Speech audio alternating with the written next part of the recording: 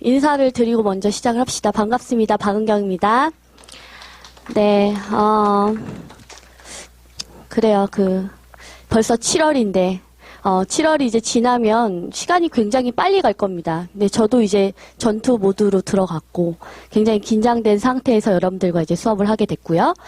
입문 강의 때부터 저랑 쭉 봤던 친구들은 이제 지금부터는 거의 실전을 준비해야 할 단계예요. 그죠? 그냥 기본 강의는 정리를 한다라는 생각을 하시고 그다음에 실전을 준비하는 마음으로 40문제 푸는 거, 세트 구성하는 거에 좀 더 신경을 쓰시고요. 그리고 백문 특강을 통해서 저랑 처음 만났던 친구들 같은 경우에는 이제는 처음부터 끝까지 뭔가 기출을 정리한다라는 생각으로 여러분들이 이 수업에 임하시면 될 것 같고 이제 문제는 이제 저랑 처음 본 친구들인데 처음 본 친구들 같은 경우에는 여러 가지 케이스가 있어요. 그죠? 여태까지 놀다가 혹은 이제야 이제 언어 논리 시작하다가 아니면 혹은 다른 과목 이제 하다가 치이다가 이제야 언어 논리 하는 친구들도 있을 텐데요.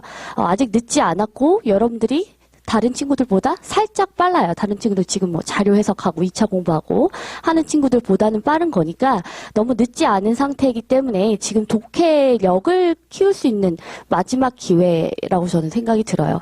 이제 8월, 9월 가면 정말 시간이 없고요. 독해력을 기르는 게 아니라 그냥 어떻게 하면 이제 점수 1, 2점이라도 더 올릴까 그것만 고민하는 거지. 지금 기본 강의는요.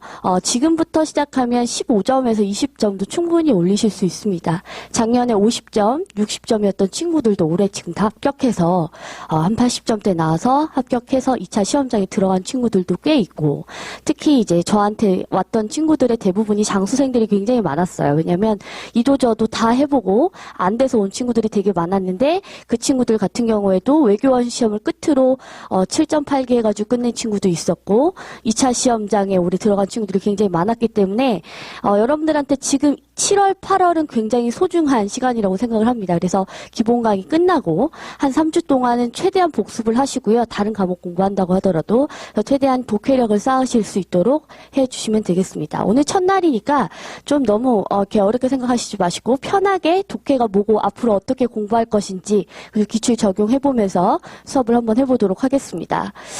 자, 저게 이제 공지사항 몇 가지가 있어요. 우리 가장 중요한 건데요. 출석 체크를 할 거예요. 그래서 밑에서도 출석 체크를 했지만 여러분들이 이 출석 체크를 완료를 해야지만 무료 수강이 되는 거기 때문에 항상 출석 체크 하셔야 되겠죠. 그래서 아침 일찍 오시고 그 다음에 제가 출석 체크를 저도 할 거예요. 그래서 어떻게 할 거냐면 매일 문제가 나갈 겁니다. 그래서 문제를 이 실전에서 풀어보고 제가 거둘 거예요. 그래서 항상 이름을 써주시고 제가 그걸 통해서 평가하고 여러분들 어떻게 풀고 있는지 체크하는 용도로 쓸 겁니다. 그 다음에 두 번째 이제 논리 문제 풀이 제출이라고 써 있잖아요.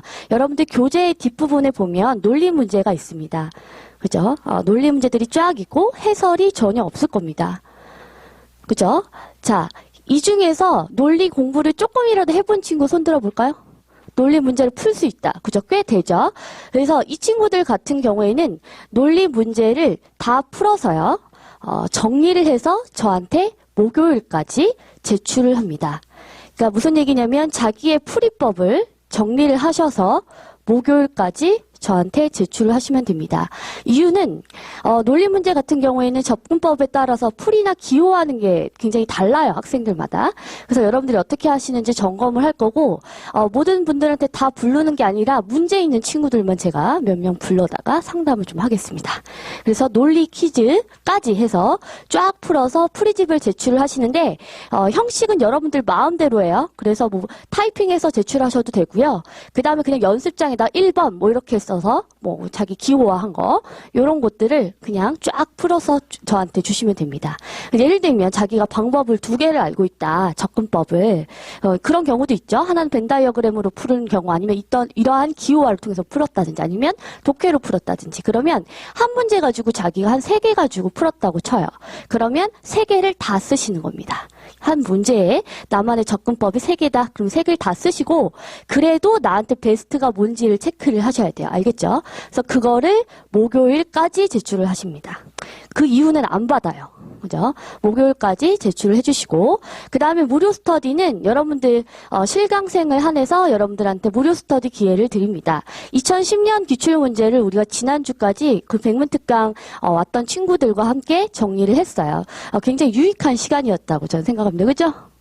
뭐, 시선 피하줘요. 그죠? 네, 그랬을 겁니다. 그래서 이번에도 2011년 기출문제 해설을 할 겁니다. 그래서 그때 여러분들한테 한 18명 최대 인원이 18명, 12명에서 18명을 뽑을 예정이고, 그리고 실강을 들은 학생을 한해서 제가 선착순으로 받을 겁니다.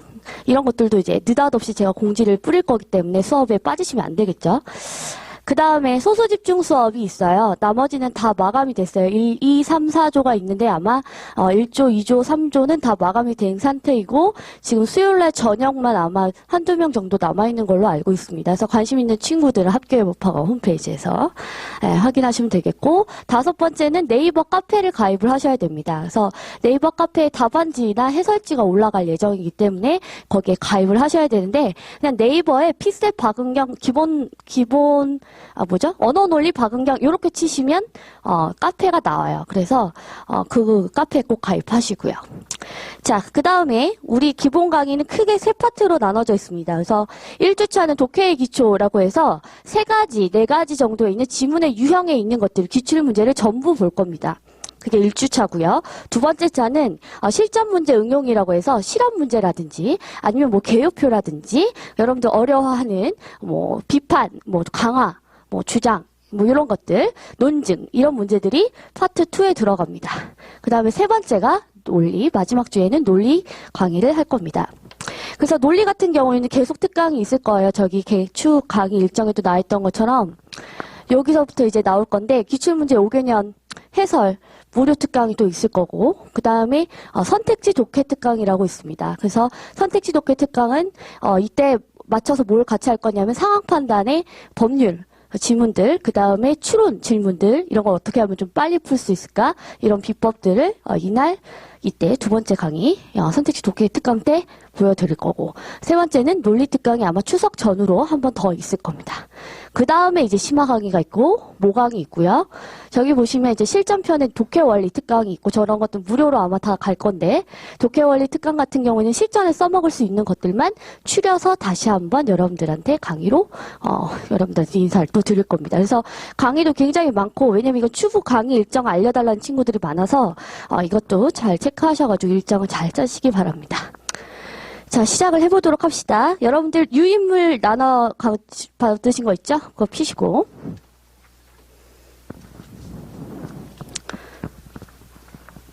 제가 이제 쉽게 풀어서 정리를 했습니다. 유인물 맨 뒤에 아마 있을 거예요. 유인물 저쪽 뒤에 받으시고, 없으시면 아마 밑에서 주실 겁니다.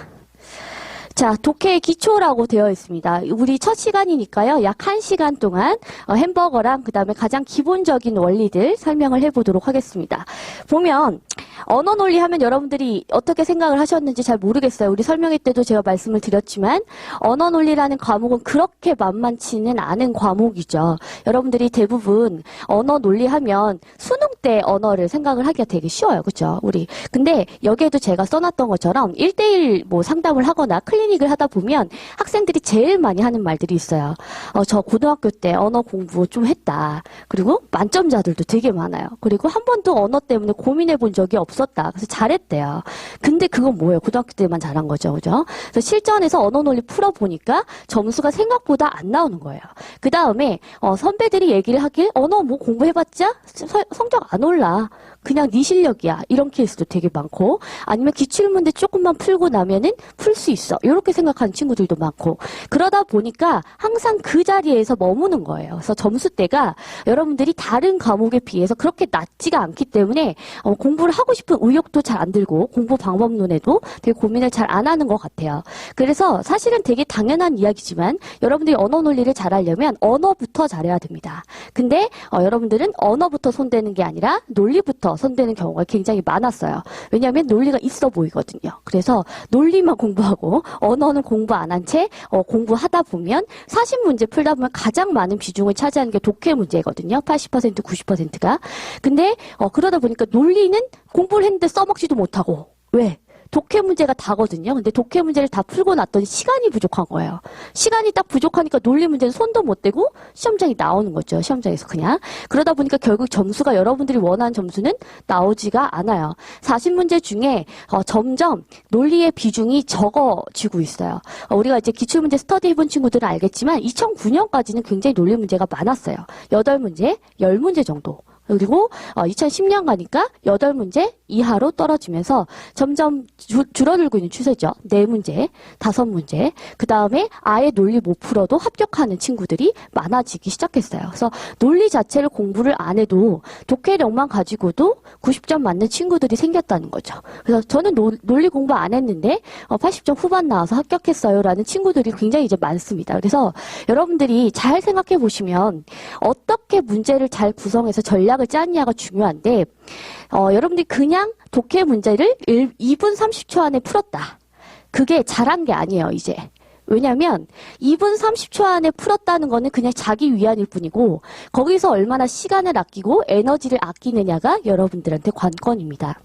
그래서 쉬운 문제를 여러분들이 맞췄다 하면서 만족하시지 마시고 그 문제를 어떻게 하면 조금 더 에너지와 시간을 절약하면서 풀 수 있었을까 요거를 고민을 하셔야 됩니다. 그래서 쉬운 문제 그리고 독해 문제도 그냥 꼼꼼하게 리뷰해서 풀면 누구나 할 수 있어요. 근데 그걸 묻는 시험이 아니라 시간과 정확도 모두를 체크하는 시험이기 때문에 여러분들의 시간도 줄이고 그다음에 정확도도 높여야 된다는 얘기죠. 그죠? 그래서 여기에서 보면 제가 그런 얘기도 해놨잖아요. 대화의 기술도 필요하고 여러분들이 연애를 할 때도 사람의 마음을 뺏으려도 그죠? 기술이 필요하고 전략이 필요한데 여러분들이 여태까지 언어 논리를 할 때는 전략이 없었다라는 거죠. 그래서 기본 강의하면서 그러한 전략들, 이러한 문제, 이러한 지문을 이렇게 읽어야 되겠다라는 전략을 세워보자는 겁니다.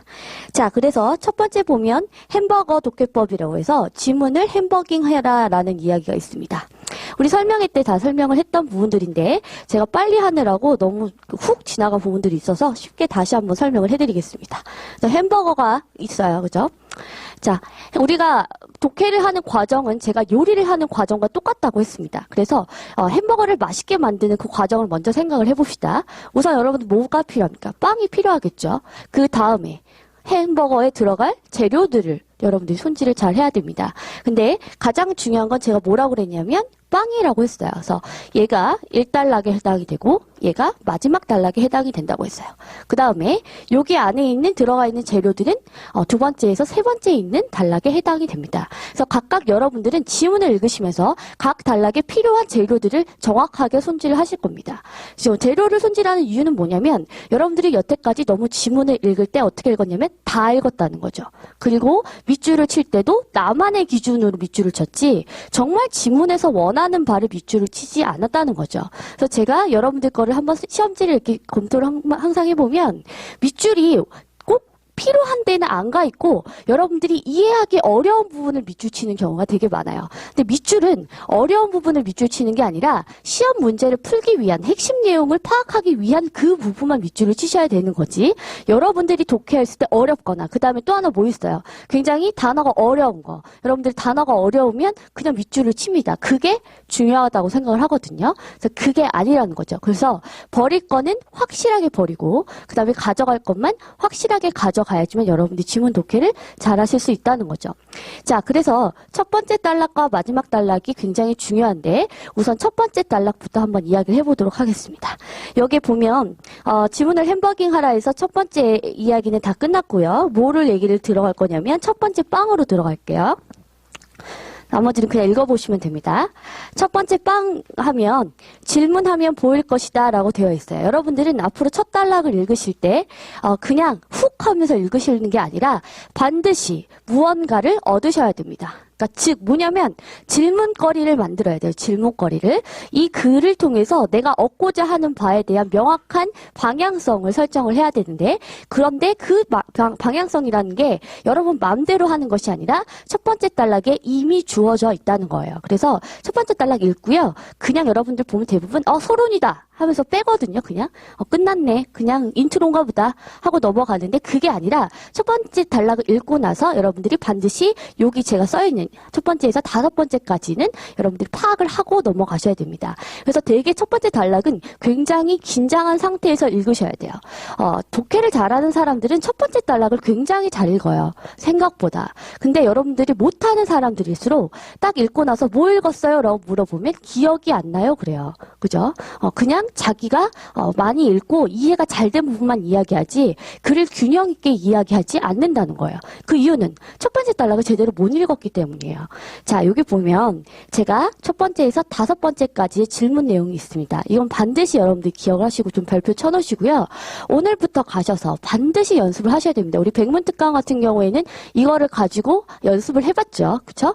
그래서 이거는 기억을 하시고 모든 지문에 적용을 한번 하셔가지고 한번 자기 걸로 빨리 소화를 하셔야 됩니다. 자, 하나하나 보겠습니다. 무엇에 관한 글인가? 소재가 당연히 첫 번째 단락에 들어가 있을 수밖에 없어요. 근데 생각보다 여러분들은 무엇에 관한 글인가를 잘 못 잡습니다. 이따가 한번 해볼게요. 두 번째, 핵심 키워드, 핵심 내용은 무엇인가? 라고 되어 있습니다. 의외로 첫 번째 단락의 핵심 내용까지 다 들어가 있는 경우가 되게 많아요. 그럼 잘 생각해보면 첫 번째 단락에 이미 핵심적인 내용 다 나왔잖아요. 그것만 잘 파악하고 그거에 대해서 풀어서 지금부터 지문이 나오는구나. 그렇게 여러분들 이해하시면 그 다음 단락부터 얼마나 빨리 읽겠어요. 그죠? 그래서 두 번째 단락에 넘어가기 전에 핵심 내용, 핵심 키워드가 잘 잡히면 속도가 날 수밖에 없어요. 그죠? 그래서 첫 번째 단락이 그래서 중요한 거고요. 자, 위치는 어디 있다고 제가 말씀을 드렸냐면 우리 이 첫 번째 단락에서 핵심 키워드나 핵심 내용은 이 부분에 집중이 되어 있다고 제가 말씀을 많이 드렸습니다. 첫 단락의 마지막 문장에 핵심 내용이 나와 있는 경우가 굉장히 많다고 했죠. 우리 대표적으로 뉴런의 활성화 같은 것들도 있었고 뭐 있어요? 그 유대인들이 언어 막 별다른 생각 없이 바꾸는 거. 그죠? 그런 지문에도 첫 번째 단락의 마지막 부분에 핵심적인 내용이 들어가 있었어요. 그렇다면 첫 번째 질문에 해당되는 무엇에 관한 글인가는 어디에 있어요? 항상 여기 있어요. 여기. 첫 번째 문장에. 항상 여기 있어요. 항상. 그래서 제가 무조건 무엇에 관한 글인가 할 때 뭐 하라고 그랬어요? 동그라미 치라 그랬어요. 동그라미 확 치고 이거와 관련된 글이구나 하면서 잡고 들어가야 돼요. 그래서 계속 생각하는 거죠. 이것과 관련된 글이구나. 그리고 핵심적인 내용이 나와 있다면 저거와 관련된 글이구나. 이거 두 개만 여러분들이 잘 가지고 가셔도 절대 지문 읽으실 때 헤매지 않겠죠. 그 다음에 구조가 있는 글인가? 이거 역시 우리 백문특강 때 했습니다. 그래서 구조가 있는 글 같은 경우에 쉽게 뭐라 그랬어요? 뭐 두 가지로 요약된다. 세 가지가 있다. 뭐 세 가지로 요약될 수 있다. 이런 식으로 해서 준다든지 아니면 찬성측과 반대측이라고 얘기할 수 있는 뭐 뮤어와 핀쇼 같이 그죠? 사람 이름 딱 두 개 주고 논쟁이니까 찬반 대립이겠구나 하면서 예상할 수 있는 거. 그래서 구조가 있는 글인지 여러분들이 빠르게 캐치하시고 구조가 있는 글이면 어떻게 해야 돼요? 글 꼼꼼하게 읽기 전에 싹 스캔하면서 두 번째 단락은 지금 핀쇼와 관련된 지문, 그 다음 단락은 뮤와 관련된 지문 요렇게. 그래서 딱 구조가 있으면 강약 조절이나 글 읽는 방법이 수월해집니다. 그래서 구조가 읽는 글인가 질문하셔야 된다고 그랬고. 네 번째, 글을 읽어가며 답해야 하는 필자의 질문은 무엇인가? 그죠? 요건 뭐냐면 문답 있다고 그랬어요. 문답. 그래서 의문문으로 끝나는 부분들 되게 많죠. 그래서 인문학자가 해야 하는 역할은 무엇인가? 만약 이렇게 끝났다 그러면 첫 번째 단락이 여러분들이 그 단락에 그 질문을 생각하시면서 답을 낸다라는 생각으로 지문을 읽어야 되겠죠. 그 답을 찾아야 되겠죠. 지문을 읽으시면서. 그래서 반드시 질문이 있다. 그러면 제가 뭐 하라고 그랬냐면 꺽가로 하라고 그랬죠. 그죠? 그래서 질문 표시하고 그 질문 자체가 핵심 내용일 가능성이 높다라고 했죠. 그죠? 그래서 그 문답도 굉장히 중요합니다. 그 다음에 다섯 번째, 지문의 유형은 무엇인가? 이렇게 되어 있죠. 자, 오늘부터 할 게 지문의 유형인데 세 가지, 네 가지의 유형이 있어요. 여기 여기 있어요. 주장형 지문, 그 다음에 설명형 주장 지문, 비교형, 그 다음에 이론 발전형 지문 요렇게 있어요. 이 지문 유형별로 우리 읽기 전략 다 달랐죠. 그래서 그 읽기 전략을 여러분들이 짜실 수가 있습니다. 오늘 할 주장형 지문 같은 경우에 주장형 지문이네, 사람 나오네, 논쟁이네. 그럼 나는 이 사람들이 각각 무슨 이야기만 하는지 빠르게 체크하고 빨리 다른 것들은 정보는 버려야겠다. 이게 읽기 전략이겠죠. 그죠? 그래서 1번부터 5번까지가 우리가 한 건 뭐냐면 첫 번째 단락을 통해서 읽기 전략을 짜는 겁니다. 그래서 앞으로 두 번째, 세 번째, 네 번째 단락을 어떻게 읽어야 하는가를 여러분들이 첫 번째 단락을 통해서 이미 전략을 짜는 거죠. 그죠? 그런데 여기에서 유의할 거는 모든 지문 첫 번째 단락에 이 5개가 다 들어있는 거는 아니에요. 5개가 다 들어있는 게 아니라 어떤 거에는 2개, 3개가 있고 어떤 게는 1개만 있고 요래요. 그죠? 그러니까 여러분들이 딱 첫 번째 단락을 읽으시면서 요 5가지 중에서 한두 가지라도 빠르게 체크를 하셔야 된다는 얘기죠. 그런데 놓쳐서는 안 될 거는 1번입니다. 1번. 절대 놓치면 안 되는 건 1번입니다. 다른 건 몰라도 1번은 알아야 되겠죠. 무엇에 관한 글인지를 모르면 어떻게 읽겠어요, 글을. 그죠? 그래서 1번은 가장 중요한 겁니다. 항상 무엇에 관한 글인가는 진짜로 정말 중요해요. 왜냐면 여러분들이 본인의 독해력을 굉장히 믿는 경우가 있어요. 그래서 난 잘한다. 그죠? 지문 독해 되게 잘한다고 생각을 하는데 제가 물어보면은 어디서 헤매고 있고 있죠. 핵심 내용이 저기 멀리 날아가 있고 그런 이유가 다 첫 번째 단락을 못 읽어서예요. 알겠죠? 그래서 만만하게 보시면 안 됩니다. 또 하나 중요한 이유는 첫 번째 단락에서 뭐가 나와요? 답이 나오기도 해요. 답이 나와요. 그럼 답이 나오는 선택지가 나와요. 첫 번째 단락에.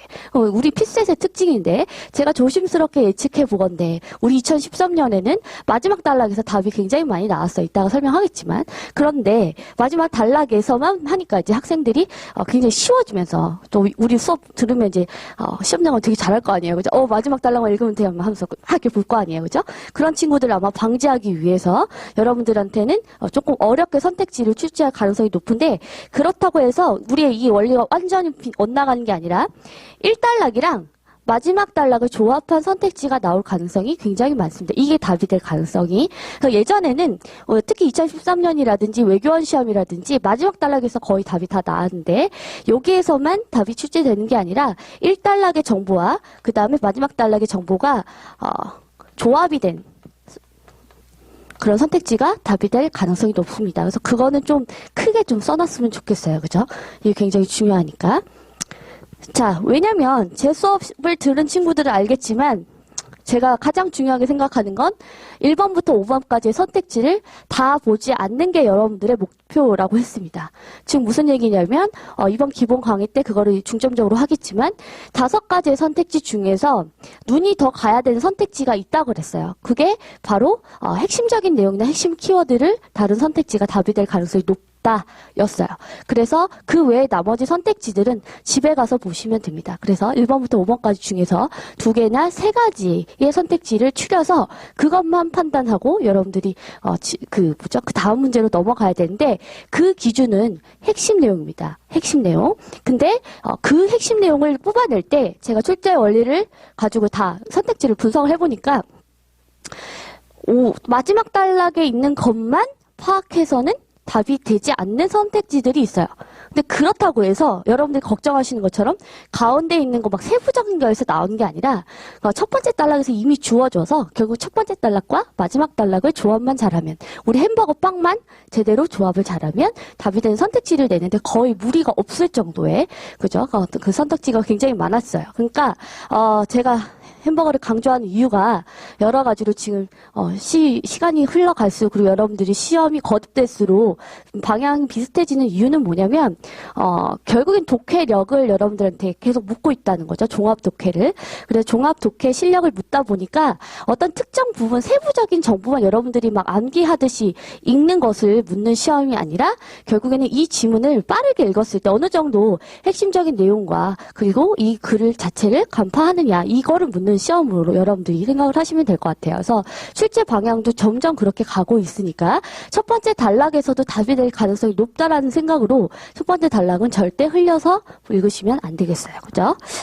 자, 그래서 여기에도 제가 맨날 하는 이야기가 있어요. 뭐가 있냐면 첫 단락 중에서도 뭐라고 되어 있습니까? 첫 번째 문장과 두 번째 문장은 천천히 꼭꼭 씹어 먹으라고 되어 있습니다. 그죠? 그건 제가 굉장히 맨날 강조하는 이야기죠.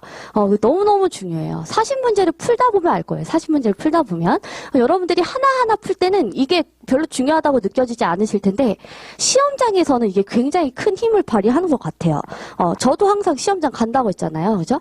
시험장을 가면은 두 개, 세 번째 문제 풀 때는 괜찮아요. 뭐 어떻게 풀든. 근데 저도 똑같은 사람인지라, 20문제 넘어가면은, 이렇게, 눈이, 시야가 흐려지면서, 그죠? 배고프고, 집에 가고 싶고, 난 여기 왜 있나, 막 이런 생각하고, 그런단 말이에요. 빨리 집에 가고 싶고, 힘들고, 그리고 집중도 안 되고, 어떻게 되어 있냐면, 나는 분명히 글을 읽고 있는데, 눈이 여기 중간층 가 있거든요? 근데 기억이 안 나는 거예요. 저도 그래요. 저도, 지금도. 2006년부터 했는데도, 그렇게 시험이라는 게, 40문제를 다 제대로 보는 게 쉽지가 않다고요. 그래서 제가 의도적으로 하는 행동 중에 하나가 뭐냐면, 첫 번째 줄, 두 번째 줄을 진짜 꼭꼭 씹어 먹어요.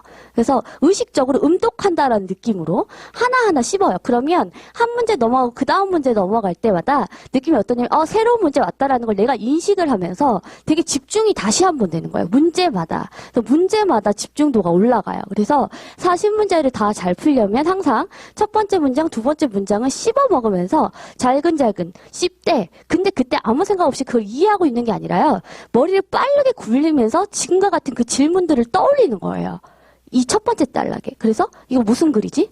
뭐에 관련된 글이지? 이거 설명형 주장인가? 주장인가? 이거 어떻게 읽어야 되지? 구조가 보이나? 이거를 굉장히 빠르게 머리를 굴리는 겁니다. 그래서 첫 번째 문장, 두 번째 문장은 항상 속도가 느려야 돼요. 천천히. 그 다음에 속도를 어디서 내느냐? 여기서 내는 겁니다. 여기서. 그죠? 제가 맨날 수업 시간에 얘기해 주는 것처럼 일단 읽고요. 무조건 동그라미 친다는 생각을 해야 돼요. 딱 보면서 무엇에 관한 글인가 체크. 그 다음부터는 이거와 관련된 글이네 한 다음에 어떻게 해요? 속도 내요. 쫙. 속도 낸다라는 거는 안 읽는다는 얘기가 아니라 훅 하고 읽어버리는 거죠. 여기에서는. 왜냐면 여러분들을 유혹할 만한 내용들이 여기 많이 있다고 그랬어요. 되게 어려운 듯한 내용, 있어 보이는 내용. 그래서 여기에 이제 집중이 되어 있는데 하나도 쓸모없는 내용들이 많이 있어요. 그래서 여기는 최대한 가볍게 읽으시고, 아까 여기에 핵심 내용이 여기에 있으니까 여기를 집중해서 강하게 읽으라는 거죠. 그러면 이 첫 번째 단락 안에서도 지금 어떻게 읽었어요? 강, 약, 강 이렇게 읽었죠. 이게 단락별 햄버거입니다. 그래서 이것도 이따가 수업 시간에 계속 할 거기 때문에 기억을 해주세요. 항상 단락별 햄버거가 제가 중요하다고 했습니다. 뭐냐면 단락 안에서도 강약 조절이 있는데 첫 번째 부분, 그 다음 마지막 부분이 항상 중요하다는 거죠. 그래서 단락별로 이렇게 이제 지문이 있으면 햄버거대로 앞에 마지막, 앞에 마지막, 앞에 마지막 얘네들을 좀 신경 써서 여러분들이 꼭꼭 씹어 드시면 결국 이 전체 글을 거의 다 읽는 거랑 마찬가지예요. 그래서 아까 제가 말씀드렸던 것처럼 실전에서 좀 떨리거나 지문 안 읽을 때 단락별 햄버거처럼 앞뒤만 이렇게 문장을 거꾸로 밑줄을 막 쳐요. 그런 다음에 걔네들만 이렇게 연결해서 읽거든요. 그러면 대충 무슨 이야기인지 다 알 수가 있어요. 또 하나는 나머지 선택지들도 거기서 나오기 때문에 뭐 아무리 세부적인 걸 물어도 이 단락별 햄버거를 여러분들 보시면 그렇게 크게 무리가 없을 겁니다. 자, 그 다음에 자, 민주주의의 치명적인 것은 이라고 되어 있습니다. 여기 박스가 있는데요. 자, 제가 그 첫 단락을 설명을 해드렸으니까 지금 한번 여러분들이 그 단락만 한번 읽어보실게요. 그래서 표시도 한번 해보시고 그 질문을 좀 떠올리면서 읽어봅시다.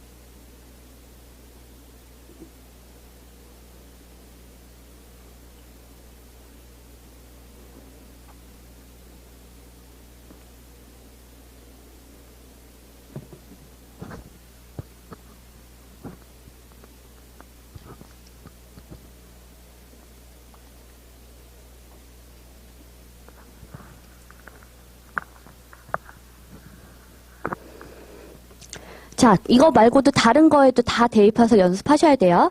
자, 일단은 여러분들이 무엇에 관한 그림가를 찾는다면 어디가 동그라미 되어 있어야 되냐면 민주주의의 치명적인 것은의 것까지 동그라미가 쳐져 있어야 되겠죠. 자, 이 글은 민주주의의 치명적인 것과 관련된 글입니다. 그래서 계속 기억하고 있어야 돼요. 은근히 여러분들 중간쯤 가면 얘가 까먹어요. 근데 지금 이 글은 민주주의의 치명적인 것은 이거에 관련된 글입니다. 그 다음에 정치적 무관심 뿐만 아니라 합의 만장일치 법치에 대한 맹신임을 우리는 인정해야 한다 했어요. 자, 이게 첫 번째 문장이죠. 저는 이게 첫 번째 문장이니까 꼭꼭 씹어 먹을 겁니다. 게다가 뭐뭐 해야 한다라고 끝난 문장이 첫 번째에 있어요. 그죠? 그러면 이 문장은 필자의 주장과 생각이 담긴 문장일 거고 가장 중요한 핵심 주장과 관련된 문장일 겁니다. 그러면 이 문장만 제대로 기억하고 계신다면 여러분들이 중간에는 이거를 풀어 쓴 것에 지나지 않습니다. 그러니까 뭐뭐 해야 한다에 대한 이 문장이 밑줄이 반드시 쳐져 있어야 되겠죠. 그죠? 얘는 핵심적인 주장, 핵심 내용과 굉장히 밀접한 문장입니다. 그리고 또 하나는 아까 지문의 유형이 있었잖아요. 뭐예요? 주장형. 주장형 지문이죠. 그래서 필자의 생각으로 시작을 했으니까 이거는 주장형 지문이구나. 그러면 나는 이 필자가 무슨 이야기 하는지 주장만 파악하고 빠르게 나는 다른 거는 스캔해야지. 이런 듯한 느낌으로 여러분들 전략을 짜실 수가 있겠죠. 또 하나 정치적 무관심뿐만 아니라 하면서 끊어볼까요? 그죠? 자, 뭐뭇이 아니라 우리 독해 원리 중에 뭐가 있냐면요. 뭐뭇이 아니라 하면 앞이 중요할까요? 그 뒤가 중요할까요? 그죠? 당연히 뒤가 중요합니다. 그럼 여러분들은 정치적 무관심은 날려버리시고 뒤에다가 강하게 무게축을 두시면서 거기다 밑줄을 치셔야 되겠죠. 합의, 만장일치, 법치에 대한 맹신까지. 자, 밑줄을 칠 때 여러분들이 되게 속도가 느려지는 이유 중에 하나가 문장 전체를 밑줄 치는 거라고 그랬어요. 그죠? 그래서 문장 전체를 밑줄 치는 게 아니라 그 문장 중에서도 중요한 걸 밑줄 치라고 그랬죠. 그죠? 그래서 뭐 정치적 무관심뿐만 아니라 요거 밑줄 칠 필요 있어요? 없어요? 없죠. 그죠? 뭐만 밑줄 치면 되냐면 사실 합의 만장일치 법치에 대한 맹신 거기까지만 치면 되고 그 다음에 여러분들 센스가 있었다면 맹신에다가 굉장히 동그라미를 쳐져 있겠죠. 그죠? 그래서 제가 밑줄 제대로 못 친다 그랬잖아요. 의외로 여러분들이 이 문장을 딱 읽었을 때 합의, 만장일치, 법치까지만 기억하고 맹신을 그냥 가볍게 읽는 경우가 되게 많아요. 근데 피셋에서는요, 굉장히 단어에 굉장히 무게를 많이 두셔야 돼요. 그래서 단어 하나가 결국 이 글을 다 설명하는 경우가 굉장히 많아요. 여기는 맹신이 가장 중요한 키워드죠. 그죠? 그냥 합의, 만장일치 자체가 문제가 된다라는 게 아니라 그게 맹신됐을 때, 과했을 때 문제라는 거지 그 자체가 문제라는 건 아니죠. 이거 되게 좋아하는 유형이 우리 피셋 스타일이잖아요. 그죠? 그래서 요런 거 맹신에는 굉장히 무게를 두셔야 되겠죠. 그죠? 그 다음에 정치적 갈등의 부재는 정치적 성숙이 아니라 민주주의를 위험에 빠뜨릴 수 있는 공허함의 징후이다. 그런 공허함은 새로운 반민주적인 정치 세력의 등장을 가져온다. 낯선 단어이긴 하지만 이 짧은 문단 안에서 지금 반복된 키워드들이 있어요. 뭐가 있었어요 지금? 공허함. 그죠? 공허함에다 동그라미 치시고 한번 그 두 개 반복된 거 연결시켜 볼까요? 그죠? 공허함이라는 말이 반복이 됐습니다. 우리 피셋에서 가장 중요한 건 반복이라고 그랬어요. 반복은 그냥 반복되는 게 없어요. 중요하기 때문에 반복이 되죠. 그래서 글의 내용을 파악하거나 아니면 선택지 나중에 추릴 때나 반복은 굉장히 중요한 역할을 합니다. 나중에 햄버거 꼬챙이 얘기해 줄 때도 얘기해 줄게요. 그래서 반복은 굉장히 중요한 역할을 하는데 여기에서 하나가 더 들어가야 돼요. 갈등의 부재까지. 왜냐면 지금 같은 뉘앙스들의 같은 의미의 지금 단어들이잖아요. 그죠? 공허함이라든지 갈등의 부재라든지 이런 것들은 같은 내용의 같은 의미의 비슷한 의미의 단어들은 같다고 인식을 하셔야 되겠죠. 그러면 지금 이 글 짧은 거예요. 지금 3개 문장밖에 없는 첫 번째 단락에서 여러분들이 생각보다 많은 것을 파악을 하실 수가 있었어요. 즉 앞으로 어떻게 전개될 것인가에 대한 여러분들 정보가 다 담겨 있는 거죠.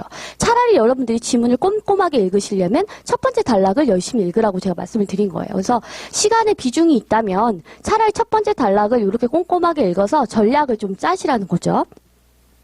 자, 그 다음에 마지막 방으로 넘어가겠습니다. 마지막 방. 자, 그래서 첫 번째는 굉장히 많은 질문을 했는데 마지막 부분에서는 그렇게 복잡한 게 없어요. 마지막 단락의 마지막 방에서는 그냥 하나만 질문하시면 됩니다. 그래서 하고 싶은 이야기가 뭐야? 그래서 핵심적인 내용이 뭐야? 그래서 최종적으로 정리를 하시는 부분이 마지막 단락이 되겠습니다. 자, 그 다음에 여기 넘어가시면요. 마지막 단락이 또 전개가 되어 있어요.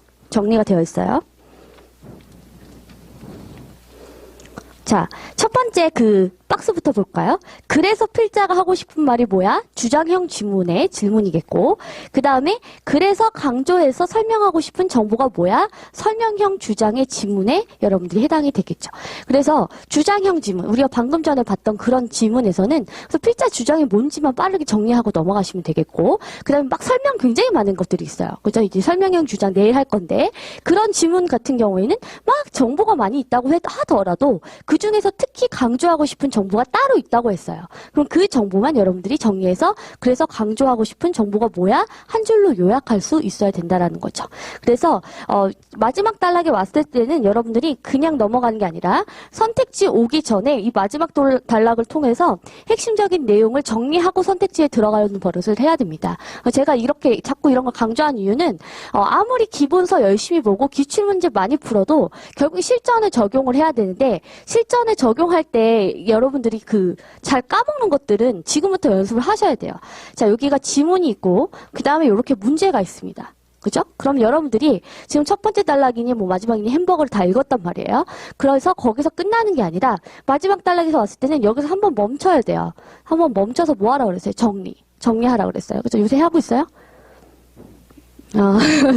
그래서 여러분들이 정리를 하고 있어야 되는데 여기에서 딱 멈춰서 한 30초에서 40초 정도만 시간을 자기한테 주는 거예요. 그래서 이 글이 이러한 내용이구나 하면서 정리를 해줘야 돼요. 그래야 나중에 선택지 추리기를 할 수가 있습니다.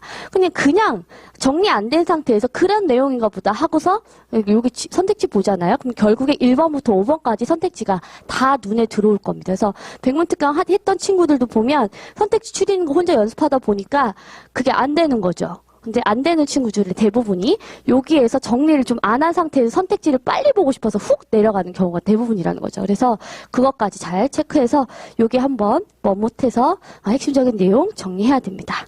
자, 앞에 있는 박스에 있었던 그 문제예요. 그 문제의 마지막 단락이 여기 있습니다. 오늘날처럼. 거기를 읽으시면서 그래서 여기에서 핵심적인 내용이 있을까라는 생각을 한번 읽어보시기 바랍니다. 마지막 단락.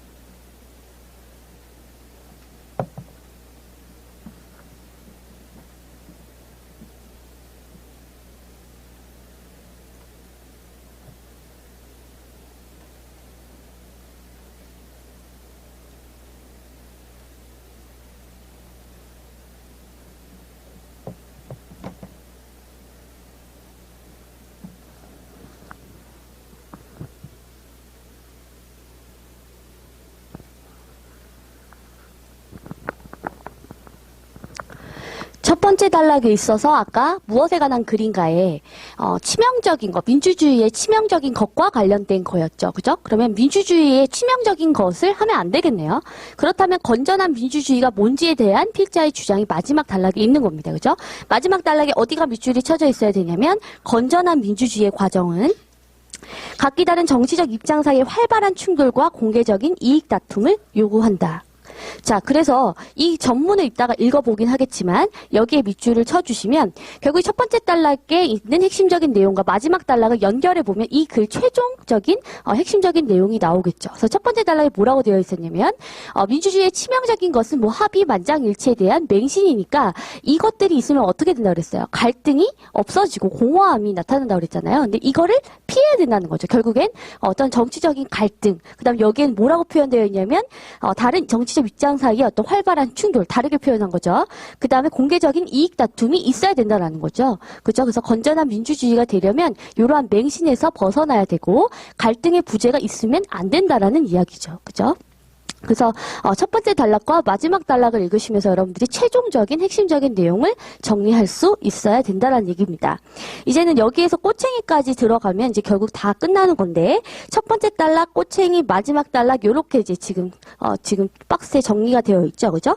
그래서 첫 번째 단락에서 여러분들이 아까 정리했던 재료들, 민주주의의 치명적인 것. 그 다음에 합의, 만장일치, 법치에 대한 맹신. 요게 문제라고 했고, 이따가 읽겠지만 가운데는 뭐가 있냐면 갈등의 부재가 되면 안 된다라는 내용이 다 가운데 부분에 이제 집중이 되어 있어요. 그리고 마지막 부분에는 그래서 건전한 민주주의가 되려면 충돌과 이익 다툼이 필요하다. 요렇게 끝나고 있거든요. 그럼 결국에는 여러분들이 이 글을 종합해서 보면 민주주의의 치명적인 것은 합의, 만장일치, 법치에 대한 맹신인데 이것은 곧 갈등의 부재를 가져온단 말이에요. 근데 갈등의 부재를 가져오면 안 된다라는 내용이 전개가 되어 있고 결국은 갈등이 필요하기 때문에 너무 지나친 맹신과 같은 그런 태도는 지양되어야 된다라는 것이 이 글의 핵심적인 내용입니다.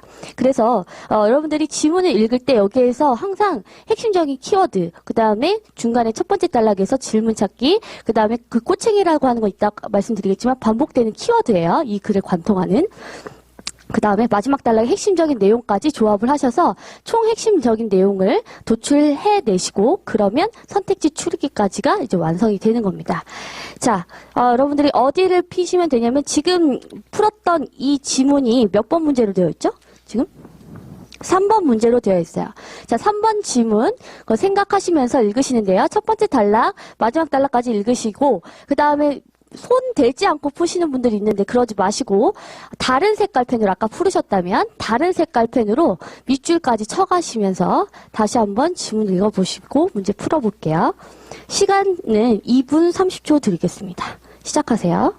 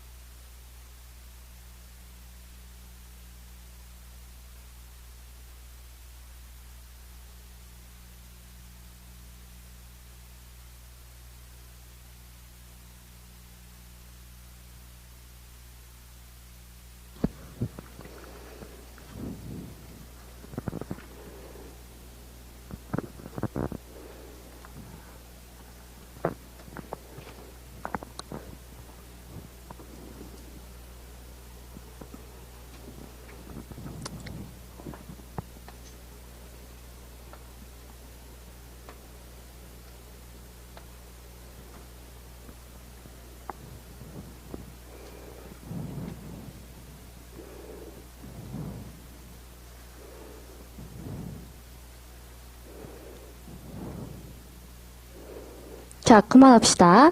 제가 3분이나 드렸어요. 생각보다 여러분들 초시생이 많군요. 초시생 손 들어봅시다. 이번에 처음, 그러니까. 그죠? 지금쯤이면 기출문제가 몇 번 정도는 풀려 있어야 되냐면 3번 정도. 최소한. 3회 이상은 풀려져 있어야 됩니다. 그죠? 그래서 지금 기본 강의 들으시면서도 그냥 이렇게 수업 진도만 따라가시지 마시고 최소한 3개년 기출문제 있죠. 그거를 전체로 자료 상황 뭐 요거 다 해서 3개년치는 최소한 3회 이상은 지금 막 풀고 있어야 돼요. 그죠? 여러분들의 경쟁 상대는 여러분 옆에 있는 초시생이 아니라 그죠? 2년, 3년 이번에 2차 시험장 갔다 온 친구들도 여러분들 경쟁자잖아요. 그죠?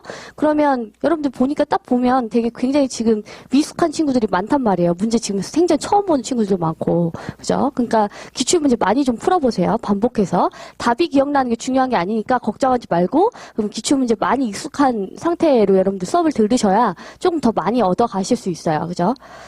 그렇네요. 되게 많구나, 초시생이. 그죠? 아까 제가 첫 번째 단락과 마지막 단락 설명을 해드렸고, 그 다음에 이 가운데 있는 것들은 두 번째, 세 번째 단락에 있는 애들이라고 했어요. 근데 가장 중요한 거는 사실은 얘네들도 중요하지만요. 얘네들도 되게 중요해요. 무슨 얘기냐면 두 번째 단락, 세 번째 단락을 여러분들이 가볍게 읽으라고 제가 말씀을 드렸고, 강약, 요렇게 그 강약 조절을 하라고 말씀을 드렸어요. 근데 중요한 건 이 약인데 얘네들을 그렇다고 해서 읽지 않는 게 아니에요. 읽지 않는 게 아니라 아까 민주주의의 치명적인 것은 뭐 이런 거에 대한 과잉 합의다. 합의에 대한 어떤 맹신이다. 요게 이제 요거가 핵심적인 내용 첫 번째 단락에 해당되는 거였으면 얘를 계속 기억한 상태에서 얘와 관련된 것들 여러분들이 맞는 재료들을 이렇게다가 꽂아 내려가는 거거든요. 그럼 첫 번째 단락에서 핵심적인 내용 하나 그냥 손질 끝. 요거 끝, 요거 끝, 요렇게 해서 다르게 단락별로 핵심 내용을 끄집어내는 것이 아니라 계속 첫 번째 단락을 여러분들 생각을 하시면서 그거와 관련된 걸 자꾸 끄집어내셔야 돼요. 지금 보니까 여러분들 두 번째 단락, 세 번째 단락 읽으시는데 굉장하게 꼼꼼하게 읽고 다 이해하려고 하시고 계시거든요. 근데 그렇게 되면 어떻게 되냐면 시간이 정말 오버가 많이 돼요. 그죠? 3분이 지금 넘어간데도 불구하고 다 못 읽는 친구들이 있었단 말이에요. 근데 문제는 지금 두 번째, 세 번째 단락을 너무 꼼꼼하게 읽고 있다라는 게 진짜 지금 가장 큰 문제점입니다. 지금 여러분들의. 그래서 두 번째, 세 번째 문단은 최대한 가볍게 읽으시고 마지막 단락을 향해 가야 되는데 지금 이미 2분 30초가 넘었는데 여기 가 있는 친구들이 굉장히 많아요. 지금 보면. 그래서 항상 느낌은 여기는 가볍게 읽고요. 빨리 여기 마지막 단락으로 간다라는 생각으로 지문 독해 하셔야 돼요. 그래서 여전히 지금 인문 수업 들었던 친구들은 조금 빨라지긴 했지만 여전히 느려요. 그죠? 여기에 있는 머무는 시간을 최대한 단축하시고 여기에 가 있어야 돼요. 그리고 지문 읽는 시간은 1분 20초에서 1분 40초를 넘으면 안 됩니다. 그렇기 때문에 여러분들이 두 번째, 세 번째 단락을 이해하려고 하면 시간이 너무 다 뺏겨요. 두 번째, 세 번째 단락에서는 재료만 손질해야 되는데 그럼 가장 중요한 게 지금 오늘 말씀드리고 싶은 게 꼬챙이에요. 꼬챙이 햄버거. 크라제 버거 가면 있잖아요. 그죠? 크라제 버거 가면은 햄버거 이렇게 위에다 꽂아주죠. 지문도 마찬가지예요. 지문에도 사실은 굉장히 중요한 역할을 하는 게 이 꼬챙이입니다. 그래서 선택지 추리기 할 때도 가장 중요한 원리 중에 하나가 바로 꼬챙이입니다. 꼬챙이를 찾으면 선택지 추리기를 할 수가 있어요. 이 글을 관통하는 키워드를 찾는 겁니다. 그래서 이 글에서 관통하는 키워드는 반복되는 키워드가 될 가능성이 높죠. 그렇죠? 이 글에서 계속 반복되고 있는 키워드 뭐예요?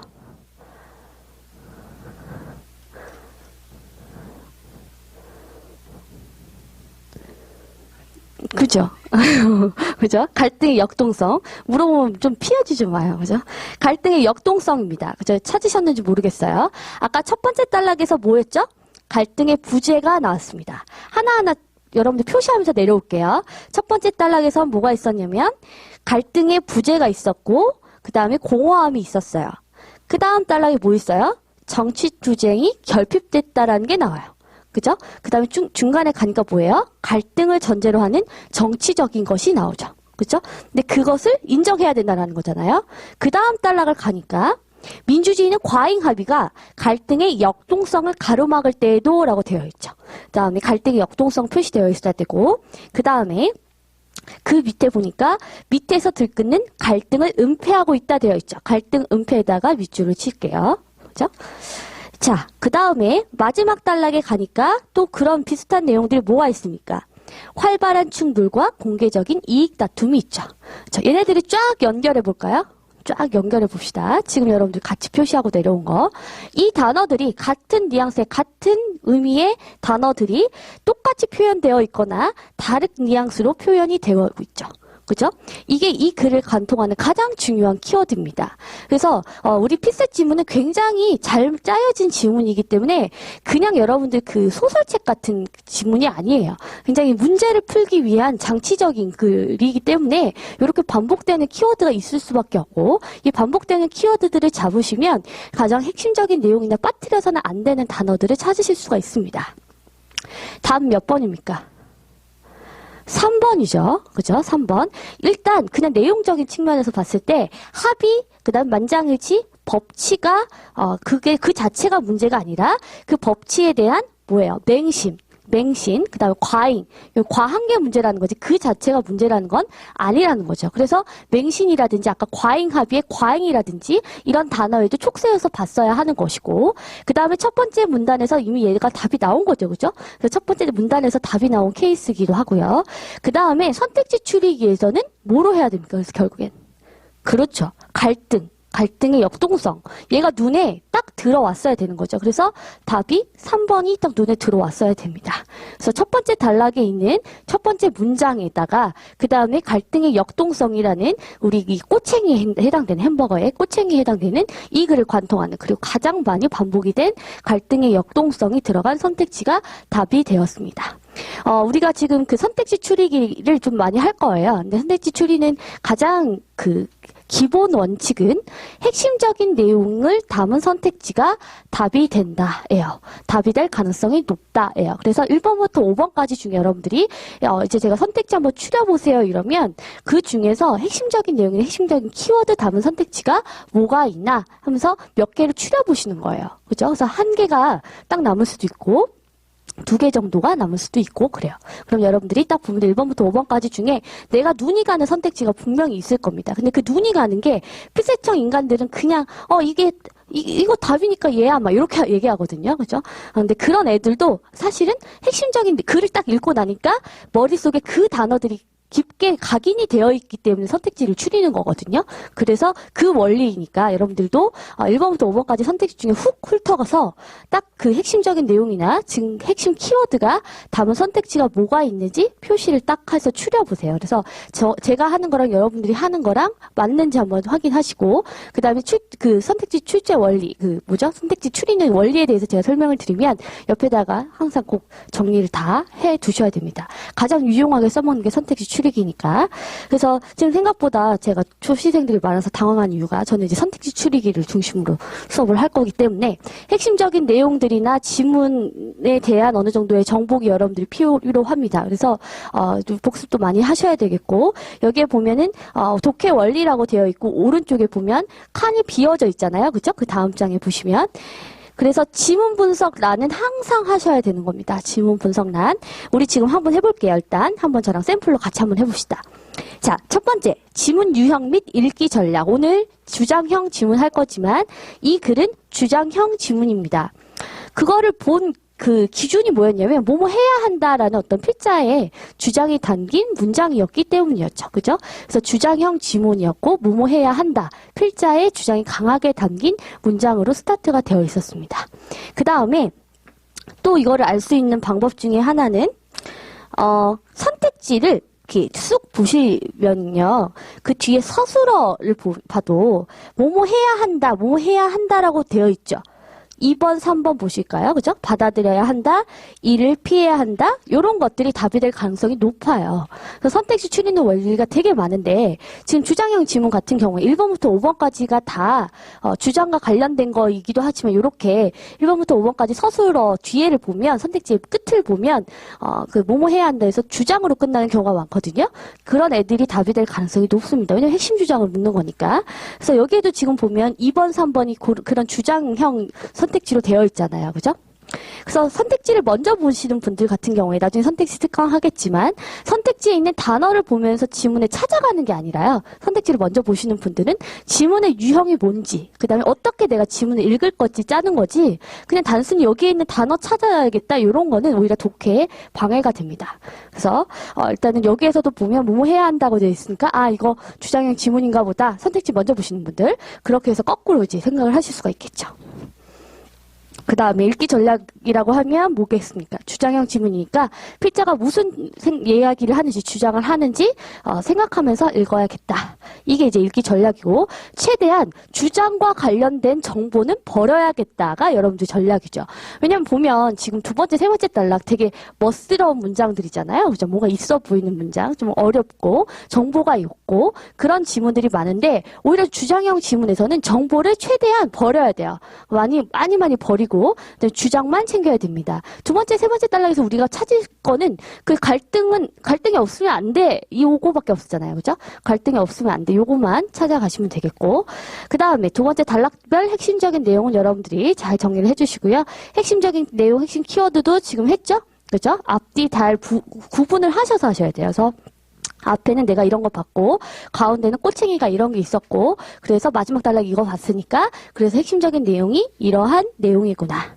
그 다음에 4번이 중요하죠. 정답 선택지 출제 원리는 1단락과 마지막 단락의 조합입니다. 그래서 첫 번째 단락에 있었던 단어가 그대로 정답으로 출제가 되었고 그 다음에 단어의 촉을 세우는 맹신이라는 단어가 굉장히 중요하게 다뤄졌었고 그 다음에 햄버거의 꼬챙이라고 할 수 있는 갈등의 역동성. 그래서 갈등이라는 말이 굉장히 지문 내에서 다양한 말로 그죠? 표현이 되어 있었어요. 그래서 갈등이라는 말이 지문에서 계속 반복되고 있었다라는 것도 여러분들 체크하셔야 되겠죠. 결국엔 정답 선택지 출제 원리는 핵심적인 내용과 관련이 있었죠. 여기도. 그 다음에 선택지 추리기는 그래서 갈등을 여러분들이 잘 찾으셨다면 갈등의 역동성이 있는 3번이 바로 나왔을 것이고 그 다음에 뭐뭐 해야 한다라는 그 주장형으로 끝나는 문장을 찾으신다고 하면 아까 2번, 3번 있었죠? 요렇게 추리실 수가 있겠죠. 그죠? 그래서 선택지 추리는 원리는 한 개가 아니에요. 한 문제에. 그래서 만약에 이 여러 가지로 접근하는 경우도 있어요. 그래서 저같이 지금 저는 실전에서 갈등 역동성을 중요하게 봐서 갈등 역동성 3번부터 딱 들어간 케이스고 만약에 갈등이 안 보였다고 하면 이거 주장형 지문이니까 2번, 3번이 될 가능성이 높아. 이렇게 해서 가시는 분들도 있다라는 거고 또 하나는 핵심적인 내용과 관련이 있어. 햄버거야 하니까 3번으로 가는 경우도 있다는 거죠. 그래서 선택지 추리는 거는 일단 가장 큰 게 여러분들 머릿속에 있어야 되는 건 핵심적인 내용, 핵심적인 키워드를 담은 선택지가 뭐지? 이렇게 해서 1번부터 5번까지 훑어보시면 됩니다. 알겠죠? 그거를 많이 연습하세요. 자, 10분 동안 쉬고서 다시 보도록 할 텐데요. 시간 동안 여러분들이 1번부터 쭉 푸시고요. 그 다음에 내가 한번 풀었던 문제라고 해서 냅두지 말고요. 위에다가 계속 덧대서 밑줄도 좀 다시 한번 쳐보고 키워드들 좀 찾아보고 선택지도 추려보고 지금 했던 거 다시 적용해서 첫 번째 단락에서 질문도 찾아보고 계속 복습하세요. 아시죠? 그죠? 10분 정도 쉬었다가 다시 하도록 하겠습니다.